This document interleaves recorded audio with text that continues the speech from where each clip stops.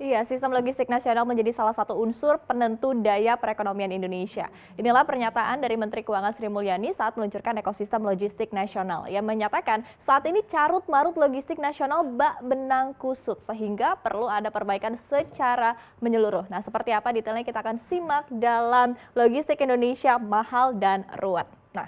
Indonesia rupanya masih belum kompetitif dalam hal logistik. Jadi menurut Sri Mulyani saat ini biaya logistik Indonesia masih mahal. Bahkan biaya logistik kita rupanya masih kalah jauh jika dibandingkan dengan negara-negara tetangga kita seperti Singapura dan juga Malaysia.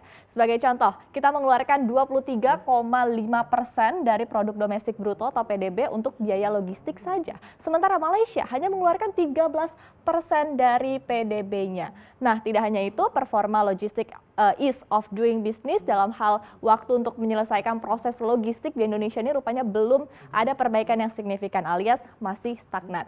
Trading across borders EODB kita pun juga rupanya hanya naik sedikit saja dari 67,3 di tahun 2019 menjadi 69,3 di tahun 2020. Ini artinya adalah tidak terlalu bagus. Kemudian dengan kata lain ini juga bisa disebutkan bahwa upaya untuk melakukan reformasi logistik di tanah air pun ini jadi satu keharusan. Untuk itu, pemerintah meluncurkan ekosistem logistik nasional demi menata kembali sistem logistik tanah air yang mana diharapkan ke depannya ini biaya logistik yang masih berada di 23,5% dari PDB tadi ini bisa menyusut ke 17% dari PDB saja. Nah, penurunan 5 hingga 6% ini nantinya akan dikontribusikan dari proses biaya logistik begitu dari hulu ke hilir. Seperti apa detailnya? Kita akan simak di slide berikutnya.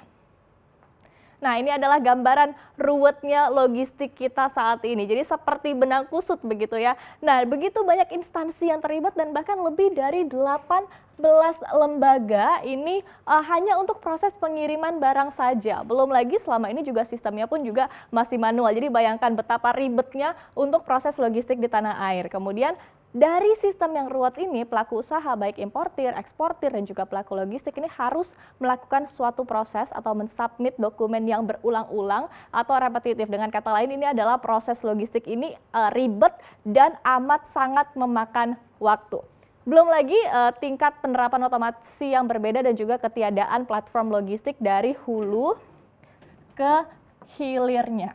Nah, kemudian sebetulnya ini hal senada juga pernah diungkapkan oleh Supply Chain Indonesia terkait dengan penyebab bengkaknya biaya logistik. Di antaranya adalah perkara keseimbangan volume muatan, kemudian ada juga masalah konektivitas antar wilayah yang belum terbangun secara merata atau dengan kata lain adalah perkara infrastruktur, kemudian sistem logistik nasional yang tidak efektif. Mungkin ini bisa menjadi garis bawah begitu ya, sistem yang tidak efektif dan juga belum adanya UU logistik dan kelembagaan logistik. Nah, alasan-alasan inilah yang akhirnya membuat logistik tanah air ini belum kompetitif sehingga dengan tadi diluncurkannya ekosistem ini diharapkan akan ada semacam kemudahan dan juga kejelasan prosesnya tadi lagi-lagi dari hulu ke hilir ke depannya. Pertanyaannya adalah dengan adanya ekosistem ini seperti apa kemudahan yang ditawarkan? Nah, dalam paparan yang disampaikan, ekosistem logistik nasional ini akan mengandalkan platform digital. Jadi mulai dari dokumen sharing antar lembaga sehingga pelaku usaha ini tidak perlu bolak-balik nih kayak dari sini ke sini, kemudian lagi harus melakukan proses yang repetitif, tapi tadi bisa dilakukan dengan efisien begitu sehingga kemudian juga ada proses-proses lainnya yang dibikin lebih simpel juga seperti misalnya pemesanan truk ini dapat dilakukan secara online dan juga pembayaran melalui platform digital. Artinya ekosistem ini memang tujuannya adalah untuk memangkas waktu dan proses yang berbelit dalam pendistribusian barang. Jadi kedepannya juga diharapkan agar ada peningkatan logistik Indonesia di mata dunia ini bisa naik. Lantas pertanyaannya adalah seperti apa sih posisi performa logistik Indonesia di dunia saat ini? Nah, ini dia jawabannya. Jadi dari 160 negara, Indonesia rupanya menempati posisi ke-46 di dunia atau peringkat yang kelima di ASEAN. Nah, kini dengan adanya sistem yang baru tadi diharapkan bisa menembus posisi 30 besar di dunia. Apakah ini sebuah mimpi yang buruk? Kita akan lihat seperti apa faktanya. Penilaian logistik performance index ini mengacu kepada 6 komponen, yaitu customs atau bea cukai, infrastruktur, tracking dan juga tracing, ease of international shipment ataupun juga kemudahan pengiriman internasional hingga kualitas layanan logistik serta timelines ataupun juga ketepatan dari waktu. Dan ini adalah nilai untuk performa Indonesia di tiap-tiap kategori yang tadi sudah disebutkan. Di sini nilai untuk Indonesia itu untuk custom ataupun juga bea cukai ini berada di angka 2,67.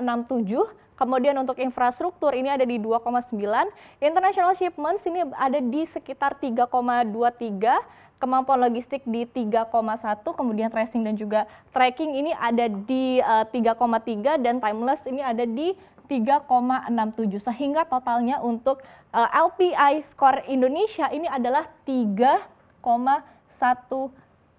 Sementara negara yang ada di posisi pertama ini ditempati oleh Jerman dengan skornya adalah 4,2, kemudian disusul dengan Swedia dan juga Belgia. Nah, kalau tadi Ibu Sri Mulyani ini menyinggung ya relasi antara logistik dan juga perekonomian. Ini mengacu kepada fakta dari skor LPI ini juga disebutkan bahwa high income countries ataupun juga negara-negara dengan pendapatan yang besar ini rupanya skor LPI-nya ini rata-rata 48% lebih tinggi dibandingkan low income countries.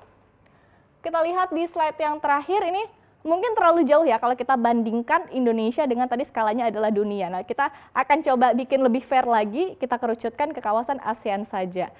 Yang mana rupanya prestasi logistik kita juga masih belum membanggakan. Nah, Indonesia rupanya berada di urutan kelima dalam ranking LPI di kawasan ASEAN. Ini untuk tahun 2018. Nah, di posisi pertama rupanya ditempati oleh Singapura yang masuk ke dalam 7 besar terbaik di dunia, tepat ada di posisi ke-7 dengan skornya adalah 4,00.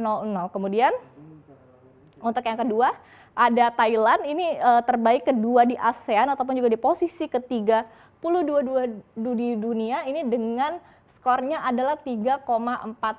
Kemudian juga ada Vietnam di posisi ketiga dan juga Malaysia di posisi keempat dengan masing-masing ini adalah skornya 3,27 dan juga 3,22 dengan peringkat di dunia bisa kita lihat di sini 39 dan juga 41. Sementara Indonesia sekali lagi disebutkan ini ada di skor 3,15 dan posisi ke-46 di dunia dan kelima di ASEAN. Nah, kemudian ini silakan Anda yang menilai ya, apakah dengan adanya reformasi logistik yang tadi sudah dipaparkan, ini Indonesia bisa mampu nih menyalip at least Malaysia dan Vietnam begitu untuk menempati posisi ketiga di ASEAN.